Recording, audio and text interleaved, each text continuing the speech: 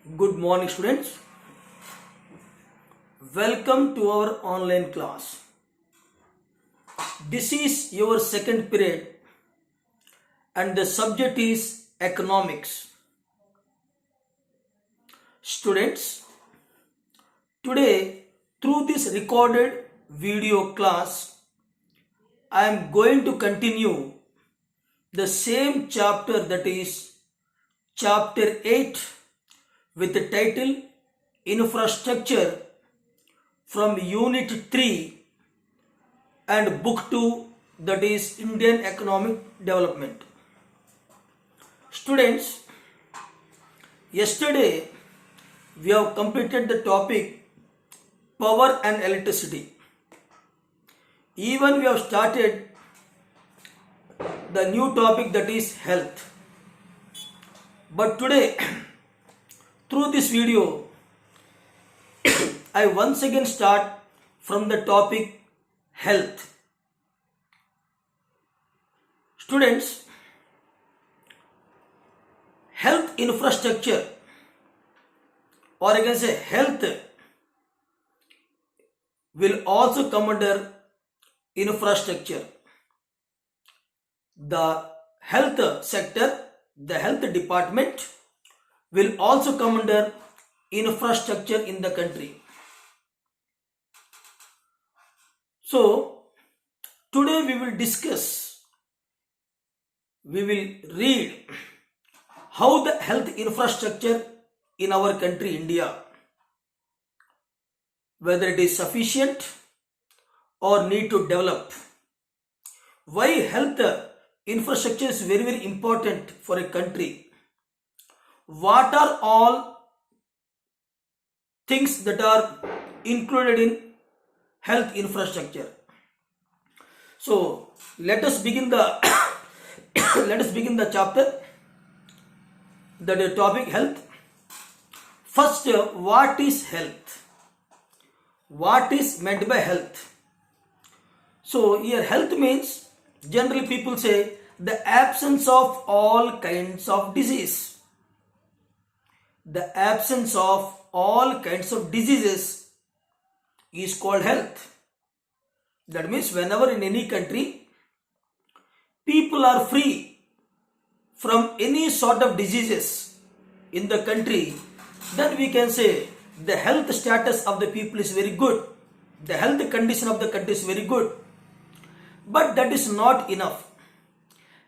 Along with the absence of diseases, health includes the ability to realize one's potential. Apart from the absence of diseases, health also includes the ability to realize one's potential is also comes under health. Health is the holistic process related to the overall and development of the nation. I mean, health is a holistic process related to the overall growth and development of the nation. Okay, in the 20th century, we have seen a global transformation in the field of health.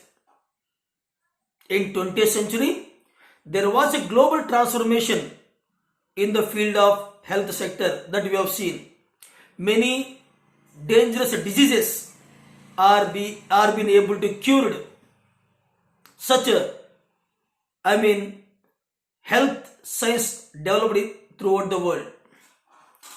Now, it may be difficult to precisely define that how we can measure the health of a country.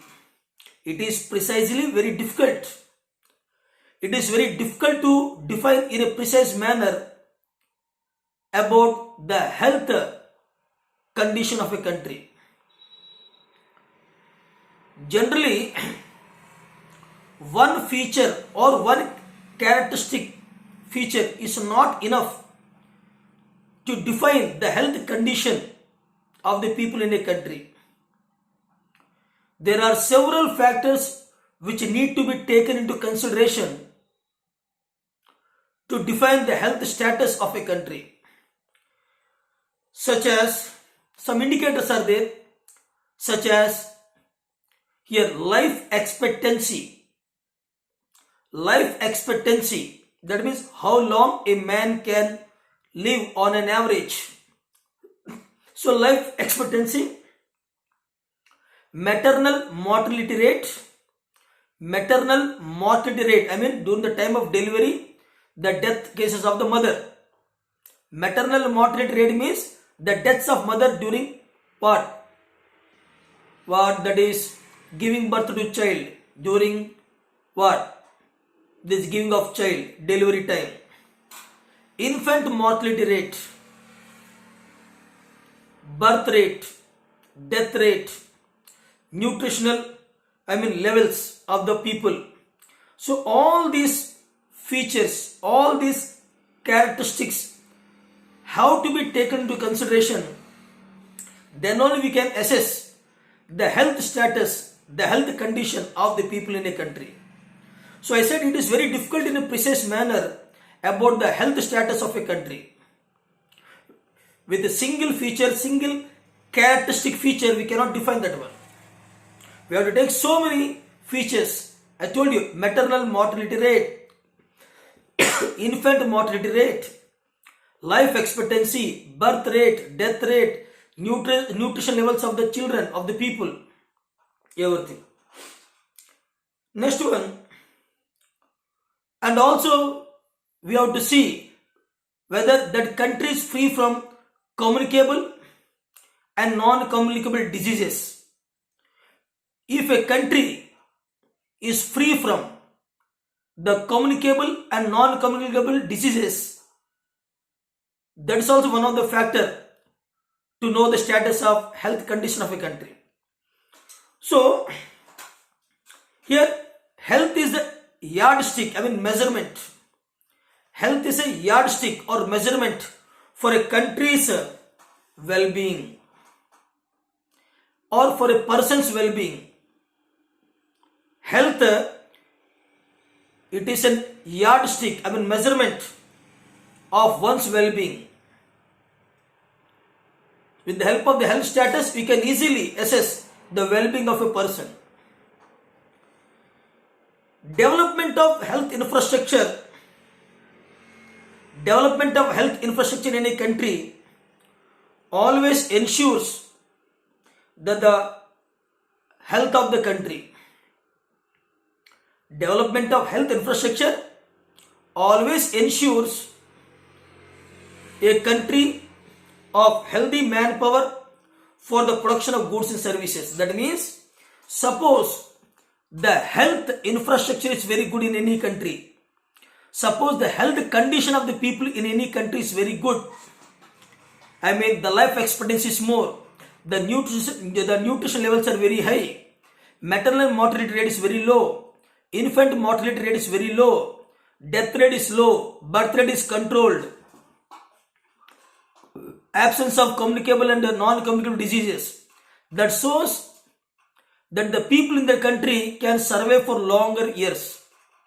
When the people will survive for longer years, naturally they can work for more years.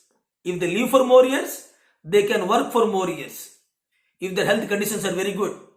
When they'll work for more years, then definitely they'll help, they'll contribute their share, they will contribute their share in the production of goods and services, in the production of more goods and services. Naturally, when more goods and services are produced in the country, naturally the country's national income, the country's GDP will definitely increase. Okay, now it is the responsibility of the government of any country. It is the responsibility of the government of any country to provide a sound health infrastructure in that country. For example, India.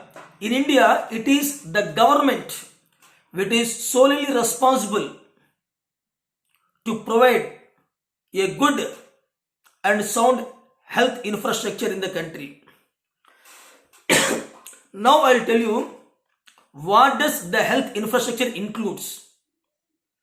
What does the health infrastructure includes?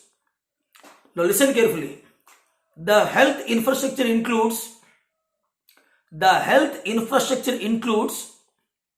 hospitals, the number of hospitals in the country, the number of primary health centers in the country, the number of beds in the hospitals, the number of primary healthcare centers, the number of healthcare centers, the number of community health centers, the number of doctors, the number of nurses, the number of paramedical paramedical professionals, the number of the drug industries, the number of drug industries, pharmaceutical industries. So in any country, if the number of hospitals, the number of primary healthcare centers, the number of health centers, the number of community health centers, the number of beds in the hospitals, the number of doctors, the number of nurses, the number of the paramedical professionals, the number of medical institutions, medical institutions, medical colleges, the number of that pharmaceutical industries, all these, if these things are more in any country, then we can say yes, in that country the health infrastructure is very good. But mere availability of this health infrastructure is not enough. Suppose there is a country, for example, suppose there is a country where all these health infrastructures are very good, very sound, everything is there, but the health facilities are not easily accessed, by all the people, then what is the use? So unless all these health facilities are not accessed easily by the people or by all the people, no use. So apart from the availability of health infrastructure in the country, it is also necessary that all the health facilities are within the reach of all the people or not. That is important. Whether all the health facilities, whether all healthcare facilities are able to reach within the common people or not, that is also very, very important. So the government has to look into that field also. Now,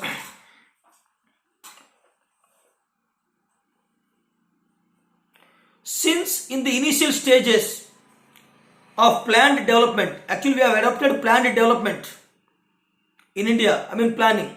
Since in the initial stages of planned development, our Indian policy makers envisaged that no individual should fail to secure medical care. We have started 5-year plans in India, and to 5-year plans we also encouraged the health sector. Lot of money in the budget was allocated. From the budget is allocated for the development of health sector. So the policy makers of our country India, through 5-year plans, they took all possible cares that the health facilities should be within the reach of the common people. They should easily access the healthcare facilities. That's why there was a slogan, health for all. This health for all slogan was given in 1990. That means in India all people should access to free healthcare services. But with the growing population, rapid increase of population, that the healthcare facilities are not able to reach within the ordinary people. So immediately the government have changed the strategy. Now government changed the slogan health for all into health for underprivileged. That means only underprivileged people in the country should be given free healthcare services, whereas other people have to pay for their health services. Now let us see the health infrastructure condition in our country India. I mean the state of health infrastructure in India. I mean how the condition of health infrastructure is there in India. Now I am going to move to another topic. The state of health infrastructure in India. That means what is the condition, how the condition of health infrastructure is there in India. Let us see that one. Now students, we have our Indian Constitution. Indian Constitution is there. In the Indian Constitution it was clearly mentioned. In the Indian Constitution it is clearly mentioned that any government which is in power is, must and should provide the health infrastructure or health facilities to all the people. That means our Indian Constitution is obligatory, bound to. Our Indian Constitution is obligatory or bound to provide the healthcare facilities to all the people in the country. So whichever government will come into power, they should work to provide the health care facilities in the country. Moreover, it is the responsibility of the Constitution. It is responsibility of the Constitution. It is the responsibility of the Constitution and the government to regulate and to regulate and guide all healthcare related issues. It is obligatory, must. It is obligatory by the Indian Constitution and the respective government, whichever is in rule, that they should regulate, they should guide all the health related issues in the country, such as medical education. They should think that how many medical institutions are needed, how many medical colleges are needed for a country like India. They should also ensure that how many doctors are needed, how many nurses are needed, how many beds are needed in the hospital. Okay, they should also check the mental deficiency related issues, They should also see the lunacy. Here, lunacy means what? Mad people. Lunatic, mad, lunatic, L-U-N-A-T-I-C. Lunatic means mad. So it is the responsibility of the Constitution. It is very much obligatory to the Indian Constitution to guide and regulate all the health related issues such as medical education. Next one, adulteration of food items. Adulteration is what? Mixing. Decreasing the quality. So adulteration of the drugs. Similarly, here, how many pharmaceutical industries are needed, how many doctors are needed, how many nurses are needed, how many beds are needed. All these things, also mental deficiency of the people, lunacy, everything should be checked by the government. Hence, our union government, central government. Hence, our union government took up the task, took up the responsibility in building up the health infrastructure in India, and also time to time suggested, instructed the respective state governments and the union territories.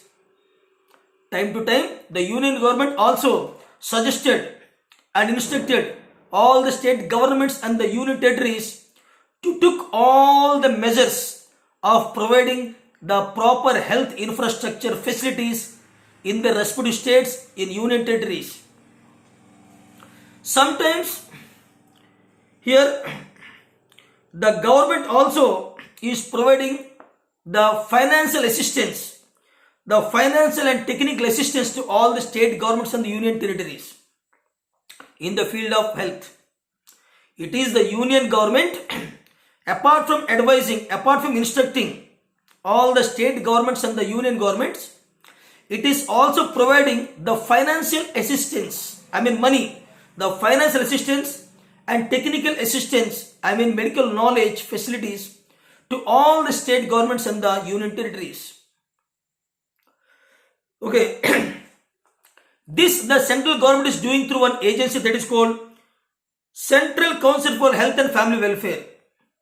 Central Council for Family and Healthcare organization, Central Council of Health and Family Care, Central Council of Health and Family Welfare. This is one of the agency. Through this agency, the Central Council of Health and Family Welfare, through this agency, the government is providing the technical assistance in the field of medical science, the financial assistance to all the states and all union territories in our country India to provide adequate, sufficient health infrastructure in the respective union territories and governments, state governments. Over the years, so many years passed, over the years, India has built, if you compare the health infrastructure in India from 1951 onwards till 2020, if you see in all these years, then definitely you will say, yes, no doubt in it, that health infrastructure have been developed in our country India. I repeat, over the past 80 years or 75 years, if you see that the health infrastructure in our country India developed a lot, improved a lot.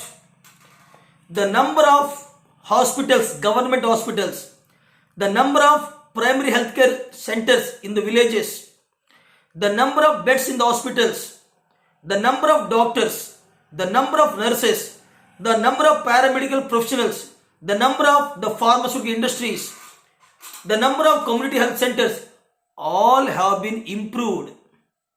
Their number has been improved, increased. Here, one table is a table 8.3. Table 8.3 is given in your page number 151. So in the 8.3, he has given that how many hospitals are there, how many government hospitals are there in 1950-51, how much they improved in 1981, how much they improved by 2000, how much they improved in 2017. Up to 2017, the data is given here. That how year-wise the number of government hospitals have been increased. For example, in 1951, the number of government hospitals were 2,694. So 2,694 is the number of government hospitals in India in 1951. Whereas in 1980 they were increased to 6,805 and 15,888, and by the year 2017 23,582. So 23,582 government hospitals are there in India. Whereas in 1951 only 2,694 were there. So there is a lot of improvement in the field of government hospitals. The number of government hospitals are increased. Similarly, the number of beds in the government hospitals. In 1951, the number of beds in government hospitals were 1,17,000. 17,000. The number of beds in the government hospitals, which was increased over the years, and by 2017, the number was 7,10,761. Earlier 1,17,000, but now 7,10,761. The number of beds in the hospitals were increased. Similarly, dispensaries. Here, dispensary is also similar to hospitals, where the first aid is done to the people. Dispensaries means they are also health units where the first aid is done immediately. So dispensary is also similar to hospitals. So how many dispensaries were there in India? So in 1951 the number was 6,600. 6,600 were the number of dispensaries, but by the year 2017 the number was increased to 27,698. So here also the number was increased tremendously. Coming to primary healthcare centers, PHCS, primary healthcare centers. Earlier in 1950-51, there were only 725, very less number. Now their numbers increased to 25,650. Similarly, sub-centers, primary healthcare sub-centers. So in 1951, there were no sub-centers, but in 1981, 84,736. In 2000, 1,37,311, and by the 2017, they increased it to 1,56,231. Similarly, community health centers, the community health centers also increased. Initially in 1980 it was 761, but by the year 2017, the number was increased to 5,624. So in the same way, the number of beds, the number of paramedical professionals, number of medical colleges, the number of pharmaceutical industries, the number of doctors, the number of nurses, everything was increased when we compared with the 1951. So there's a lot of improvement was seen in the field of health infrastructure in all these years from 1951 to 2017. But still when we compared our country's health infrastructure with the rest of the world, with other countries, when we compare the health infrastructure with the rest of the countries in the world, then it is very poor. We are lagging behind. Still there is an urgent need. To develop the health infrastructure facilities in our country, India. So it is not enough that only government should do all these things, because already government is having number of other functions. Several functions are there which are undertaken by the government. So depending entirely upon the government to provide the health infrastructure is not enough. Why? Because they have more works. Moreover, the investment which is needed to develop this infrastructure is very less with the government. Hence, the government also is encouraging or inviting the private sector, the private individuals to come forward and invest their money to develop the health infrastructure facilities in our country, India. So, moreover, one important thing I want to mention here. Polio, pulse polio. You might have heard the word pulse polio. So long back, when I was child, when I was studying 2nd and 3rd standard at that time, so at the time, many people, those who are newly born babies, they are affected with polios. At that time, the polio vaccine was very less. So from that time till date, there's a lot of publicity through televisions, through radios, through newspapers. In all these 40 years or 45 years, there was a wide publicity was made to fight against this polio disease, the chickenpox disease. And today, you cannot register any single case of polio. So polio, such a dangerous disease, is been eradicated with the development of medical science and technology. We have also eradicated to some extent the smallpox, polio, chikungunya, guinea worms, etc. Now coming to private sector health infrastructure. How the private sector health infrastructure is there? So already the government invited the private sector people. Now the private people entered into the health infrastructure field. Now what contributions are made by the private people in the field of health infrastructure? Let us see what the private sector people have done, or what the private people have done in the field of health infrastructure. In recent times, while the public health sector has not been so successful in delivering the goods about which we will study more in the next section, private sector has grown by leaps and bounds. See, once the government invited the private sector in the field of health sector, once the government invited the private people in the health infrastructure field, so many people, they came forward, they took initiative, they invested crores of money to develop health infrastructure under control of private people. And today, the private health infrastructure have increased leaps and bounds. Lot of improvement, leaps and bounds. There is no limit. So, with the entry of private people in the health infrastructure field, the health infrastructure have developed a lot, reached to the leaps and bounds. Today, world-class hospitals are there, which are running under private sector.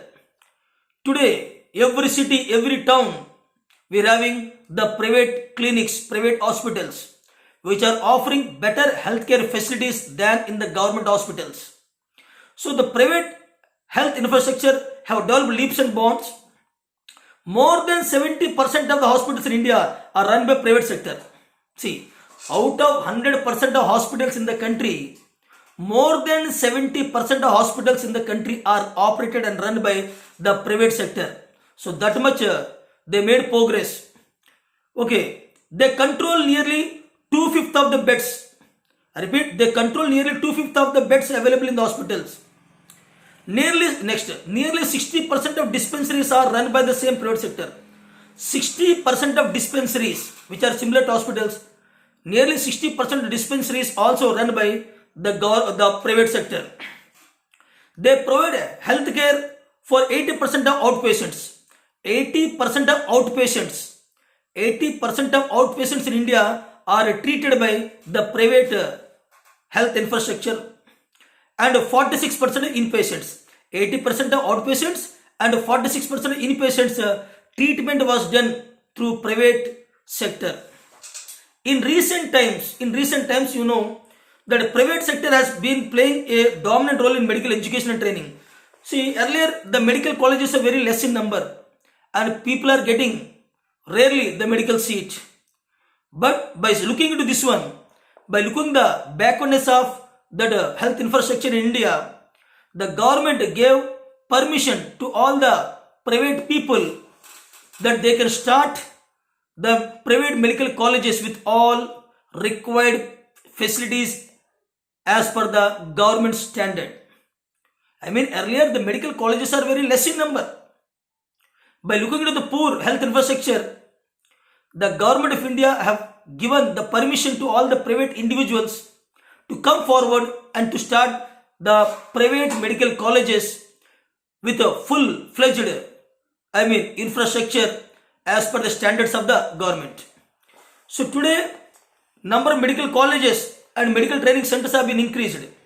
Medical technology, the diagnostics, manufacture and sale of pharmaceuticals, medicines. Here pharmaceuticals means medicine industries, medicine preparing industries, pharmaceutical industries. So they have been increased. Number of private colleges, number of health training centers, number of private pharmaceutical industries have been increased. Number of private hospitals are increased. So all these things are increased. No. In 2001 and 2002, there were more than 13 lakh medical enterprises. In 2001 and 2, there were more than 13 lakh medical enterprises employing 26 lakh people. More than 80% of them are single person owned and operated by one person, occasionally employing a hired worker. Scholars, intelligent people, scholars point out that private sector in India, some scholars are pointing out that the people in India, the private people in India has grown independently without any major regulation. The government control is found less on the private healthcare infrastructure. So that's why the private sector people, they developed a lot, they made a lot of money. So private practitioners, the private people who are practicing the doctor, so private practitioners are not even registered doctors and are known as quacks. Whom you call quacks, Quacks.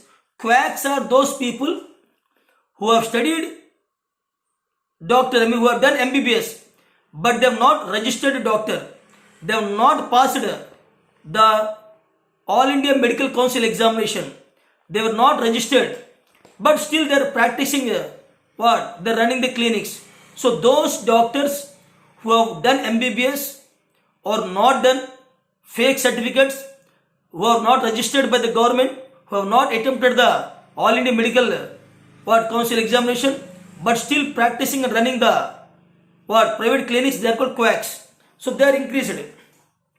Since 1990s, owing to liberalization measures, in 1990s liberalization started, we have studied liberalization.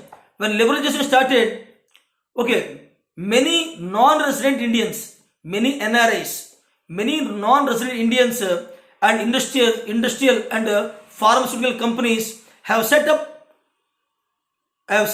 state-of-the-art super specialty hospitals to attract India's rich and medical tourists. So nowadays, medical tourism has been increased. Medical tourism has been increased nowadays.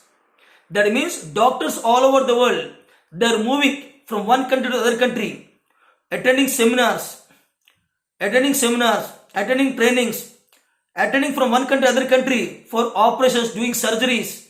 So nowadays medical tourism increased a lot. And India is top in what? Medical tourism. India is top in medical tourism. So in this way we have studied. Now up to here I am stopping here. Now 3 boxes are there. Now time is not there. One is health system in India. One box, that is 8.5. Next is medical tourism, that is 8.6. And 8.7, that is community and non-profit organizations in healthcare. These boxes and the remaining chapter I will complete in the next period. So thank you students. I suggest all my students to read the textbook, this textbook once, the same chapter you read once, so that you can better understand. Read all the tables, because from the tables also questions will be asked. At the same time, as I already informed you, please complete your economics project works, and you have to submit by 30th November. That's the deadline. Thank you students. Take care.